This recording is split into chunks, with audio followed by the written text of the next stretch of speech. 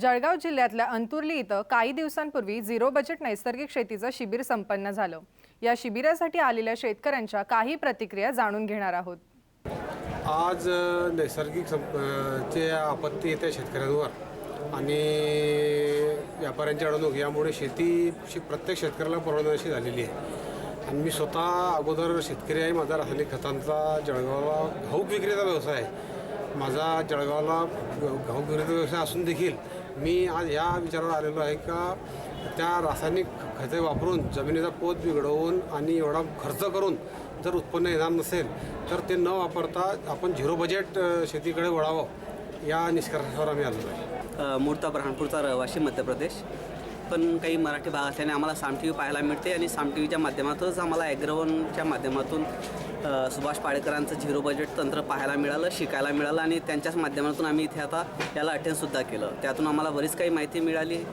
खरं म्हणजे हे कळलं की आजपर्यंत आम्ही जी शेती करतो आहे ती तोट्याची शेती करतो आहे आणि हे तंत्र जर का अवलंबलं तर आम्हाला फायदाही घेता येईल आणि शेतीतून मुनाफासुद्धा कमवता येईल। जी शेती कर्जबाजाराची म्हणजे अशी शेती जर का केली तर आमच्या जे शेतकरी वर्गातील मुलं आहे जे बाहेर नोकऱ्या वगैरे शोधता शेतीही करू शकतात।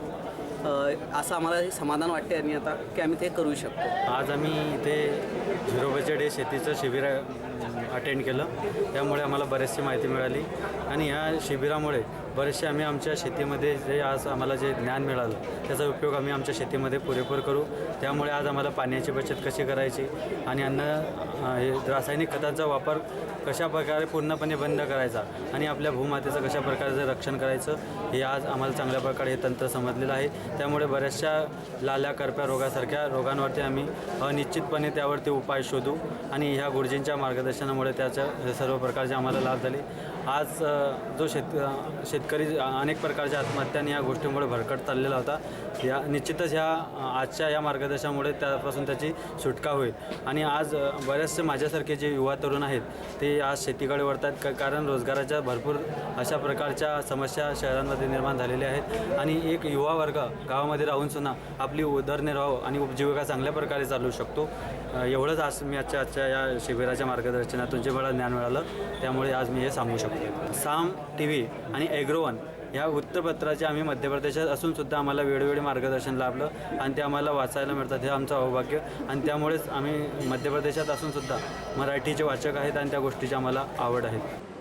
रासायनिक खतांचे एक आपण जेव्हा पेरणी करतो त्यावेळेस आपल्याला कमीत कमी 18 ते 20 पोते खताची गरज असते आणि एवढंसुद्धा टाकून आपल्याला कधी त्यात काही उत्पन्न झालेलं नाही आणि जे झाले ते म्हणजे तेवढ्यापुरतंच झालेलं आहे आणि आपण लॉसमध्येच आहोत। तर आता मी सुभाष पाडेकर सरांच्या क्लास अटेंड करायला आता सध्या मी कल्याणवरून इथे आलेली आहे आणि अशी अपेक्षा आहे का इथून जर पुढे गेली शेती तर नक्कीच चांगली होणार आहे का तर इथे आल्यापासून खूप चांगला अनुभव मिळतो आहे आणि असं म्हणजे एवढं काही खर्च नाही, अगदी गाईच्या शेणापासूनही आपण शेती करू शकतो। हा एवढा मोठा आपल्याला माहिती भेटते आहे। आपण कधी गाईच्या शेणाबद्दल किंवा गाईबद्दल कधी एवढं महत्त्व बाळगलेलं नाही आहे, पण एका गाईमुळे आपण 30 एकर शेती करू शकतो। ही जर आपल्याला माहिती मिळते तर खरंच आपल्याला एवढा पण खर्च होणार नाही जेवढा आपण विचार करतो आहे का आपल्याला 18 पोते खत टाकण्याची पण गरज नाही आहे की एकेका टायमाला 30-30 हजार रुपये आपण खर्च करतो।